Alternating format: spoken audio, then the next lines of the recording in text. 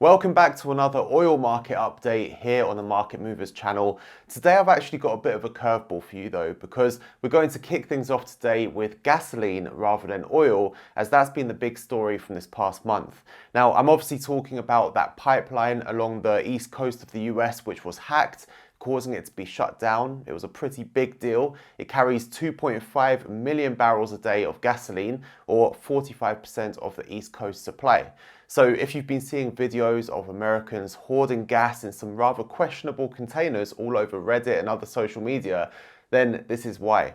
So Colonial actually went on and paid the $5 million ransom that the hackers were demanding, but they then soon admitted that they'd actually lost access to the servers and the money. So if that is true, it might be a little bit of justice, since the cost of gasoline did shoot up to $3 a gallon, which is the highest price since 2014.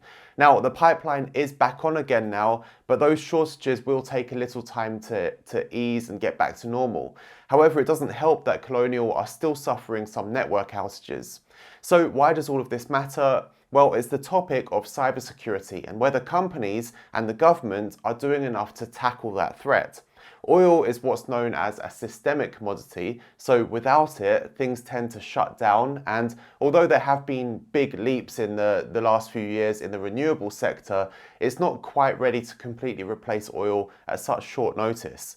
Now, cyber attacks are actually relatively common, and although the Colonial pipeline attack was the most disruptive one in history, we can almost guarantee that hackers will go after even bigger and more disruptive targets in the future. So it is something that we need to be aware of when we're trading oil, because if it does happen, then that could create a sudden shock to the price, more likely to the upside because it will be creating supply side problems. Anyway, let's take a look at what else has been going on.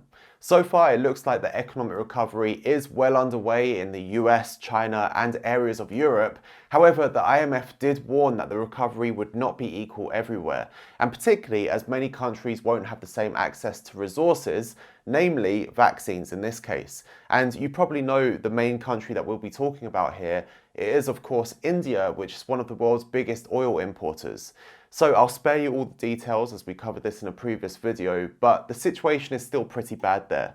New cases have begun to drop, which is obviously a good sign, but they still remain really high. And that recent rise in cases wasn't just limited to India either. There's also been an increase across Asia, and the Indian variant of the virus does still pose a risk to countries where the recovery is already underway, such as the UK, which recently came out of lockdown, and the US, where the CDC has relaxed the mask mandate. So far, experts say that current vaccines are still effective against the Indian variant, but it still poses a risk until at least herd immunity has been reached. Looking at the supply side, Iran is looking to revive nuclear deal talks, and the removal of sanctions would obviously increase oil supply, but this probably isn't going to happen in the short term, but something to keep in mind for the longer term if you're looking into the distant future for oil. And one risk in the sort of short to medium term could be inflation.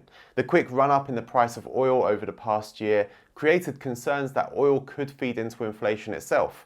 And typically, commodity prices increase in line with inflation, but the risk of rising rates and slower growth could undermine that due to less accommodative policy from the Federal Reserve and other central banks, which would come as a result of inflation. Now, inflation has increased in the US, as we saw in the latest CPI data, but the Federal Reserve remains adamant that for now, this is only transitory, meaning that it's temporary. Now, the oil stockpiles that were built up during the pandemic have also now been used, as producers were able to maintain discipline, according to the IEA. However, demand still remains 4 million barrels per day below the same period in 2019. Now, the EIA, the IEA, and OPEC have all cut their oil demand projections for this quarter, and the IEA cut by more than 500,000 barrels per day. However, forecasts have increased for the second half of the year. According to the IEA, the recovery in global oil demand remains fragile as surging COVID cases in countries such as India and Thailand offset recent more positive trends in Europe and the US. So all eyes are on how well the virus can now be contained, which is the same story it's been over the past year or so.